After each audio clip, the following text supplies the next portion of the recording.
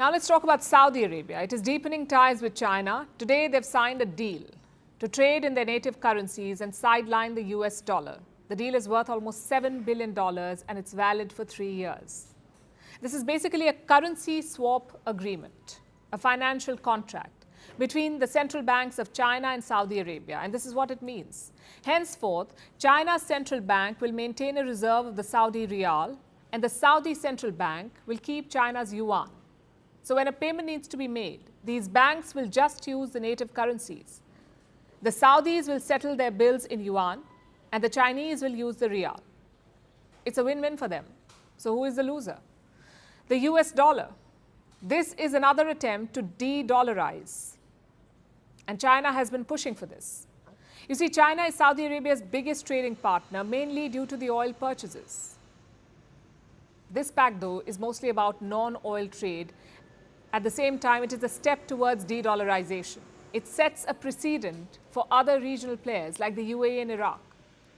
These are major oil producers. They're exploring ways to conduct non-oil trade without using the dollar. And the yuan might appeal to them. And China has been busy promoting it. Before the deal with Saudi Arabia, China had 29 swap agreements with various countries. The list includes key West Asian powers as well, like Qatar and Egypt. And now Saudi Arabia is the latest to join. Just another step in their deepening relationship, the one between Riyadh and Beijing. In March, Saudi Arabia normalized ties with Tehran. It was a pact brokered by China. In August, the BRICS decided to expand. And here too, China pushed for Saudi inclusion. And this week, Saudi Arabia's foreign minister visited Beijing seeking China's support to de-escalate the Gaza war. Plus, they have booming bilateral trade, mostly thanks to China's large crude orders. Let's look at some numbers. Last year, China paid $65 billion to Saudi Arabia. This was just for the crude purchases, $65 billion. It made up about 83% of the kingdom's exports to China.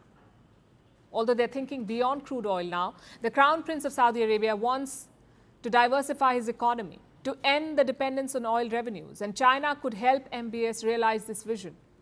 Last year, Xi Jinping visited Riyadh. Several agreements were signed. They were valued at about $50 billion, $50 billion. And more deals were announced this year when Riyadh hosted a major event, an Arab-China business summit. 30 agreements were signed here, spread across sectors like technology, renewables, agriculture, real estate, mining, tourism, healthcare. And now we have a yuan-Riyal swap agreement. It could become the vehicle to enable these investments. So instead of a sudden shift, they're slowly moving the dollar out of their equation. The American currency might be the present for Riyadh, but the Chinese yuan could be its future.